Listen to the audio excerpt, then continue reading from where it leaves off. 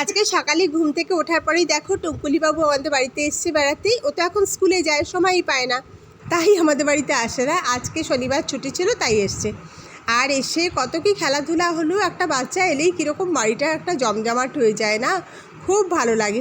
ওর সঙ্গে অনেক কথাবার্তা হলো, সে আমাদেরকে অনেক কিছু শোনালো কথা। তারপরে ও চলে যাওয়ার পরে আমি একটু গাছপালা দেখতে গেলাম।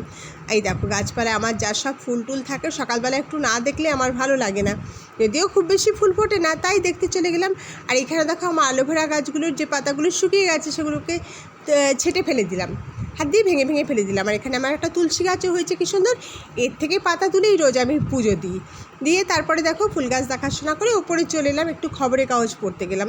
খবরের কাগজ পড়তে গিয়ে মনটা আজকে এত খারাপ হয়েছে, এত বিষণ্ণ হয়েছে, এত কষ্ট হয়েছে, সেটা আর কী বলবো। এরকম খবর থাকে, আগেও বেরিয়েছে। কিন্তু একটা মাধ্যমিক পরীক্ষা দিয়েছিল একটি মেয়ে 15 বছরের, তার বিয়ে ঠিক হয়েছিল। মেয়েটা বিয়েটাকে রুখে দিয়েছিল, প্রশাসনের দ্বারস্থ হয়ে বিডিও সবার সহযোগিতায় বিয়েটা রুখে দিয়েছিল।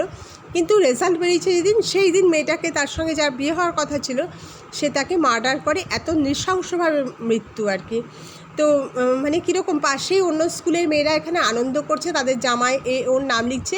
তার পাশেই খবরে একটা 15 বছরের মেয়েকে জোর করে বিয়ে করতে চেয়েছিল, না হওয়াতে তাকে মেরে দিল। এটা এত কষ্টের, দেখে আমার সারাটা দিন এই খবরটার কথাই মনে হয়েছে। তারপরে স্নান টান করেই দেখো পুজো দিতে গেলাম। আমার আজকে টগর ফুল ছিল, 3 রকমের টগর ফুল। আর ছিল এখানে তোমার মাধবীলতা ফুল, আর কি মালঞ্চ ফুল, মাধবীলতা, এইসব দিয়ে আমি একটু পুজো দিয়ে নিয়ে দাও করে বেরিয়ে পড়লাম অফিসে। এই দেখো আমার ফুলগুলো কত সুন্দর সুন্দর না ফুলগুলো। যাই হোক, তারপরে স্নান খাওয়া করে অফিসে বেরিয়ে পড়লাম। আর এই দেখো যেতে যেতে রাস্তাতেও একটু ছবি তুলেছি। আজকে এখানে যেতে যেতে একটা কাঞ্চন ফুল গাছ, না কাঞ্চন না, ভুল বললাম, কৃষ্ণচূড়া ফুল গাছ আর রাধাচূড়া ফুল গাছ পাশাপাশি আছে, তার ছবি তুললাম। ওই জায়গাটা আমার খুব ভালো লাগে, ইচ্ছা হয় একদিন দাঁড়িয়ে ওখানে ছবি তুলি, কিন্তু যাওয়ার সময় এত তাড়াহুড়ো থাকে আর দাঁড়িয়ে তোলা হয় না, ফেরার সময় তোলা হয় না।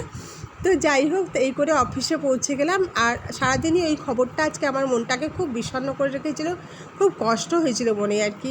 হচ্ছে এখনও সেই ফিলিংসটা আমার আছে, খুবই মনের মধ্যে দাগ কেটে যায় একটা খবরে। তারপরে অফিসে পৌঁছে গেলাম। অফিসে পৌঁছে আজকে আমাদের কিছু গিফট কেনা হয়েছে। সেটা আমাদের সিরাজদা, আমাদের অফিসে গাড়ি চালান যিনি সিরাজদা, ওনার মেয়ের বিয়ে। তো বিয়ে উপলক্ষে আমরা তো যাওয়া হবে না, আগামীকাল বিয়েটা, আগামীকাল আমার আরও একটা নিমন্ত্রণ আছে, তো সেখানে যাব না। কিন্তু আর যারা যাবে তারা গিফটটা নিয়ে যাবে আর কি। তারাও তোমাদেরকে, এই দেখো সেই কৃষ্ণচূড়া যার কথা বলছিলাম, পাশেই একটা রাধাচূড়া আছে। আচ্ছা, যে গিফটগুলো কিনে আনা হয়েছে, এই দেখো কাঁসার থালা, গ্লাস, বাটি, এগুলো দান সামগ্রী হিসেবে দেওয়া হবে আর কি। তো সিরাজদাকে জিজ্ঞেস করেই কেনা হয়েছে।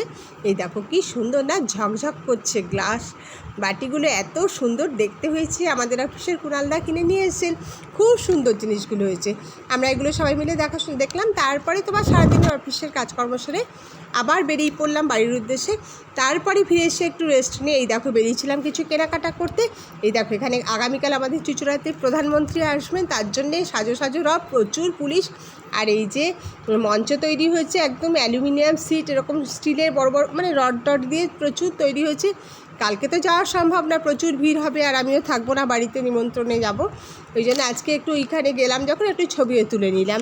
আর আমার যে কেনাকাটাগুলো করলাম সেগুলো তোমাদেরকে দেখাবো। দেখো এখানে একটা কৃষ্ণচূড়া গাছ ছিল, তার সঙ্গেও আমি একটু ছবি তুলে নিলাম। দিদিকে বললাম আমাকে একটু ছবি তুলে দিই, কি সুন্দর নিচে নিচে ফুল ফুটে আছে, দেখে ইচ্ছে হচ্ছিলো পেরে নিই।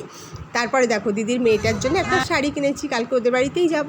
আর একটা ব্যাগ কিনেছি, আর আমার নিজের জন্য একটা নাইটি হয়েছে, আর এখানে একটা কানের দুল আমার জন্যে শ্রীহরি থেকে কিনলাম। এইসব কিনে তারপরে বাড়ি চলে এলাম।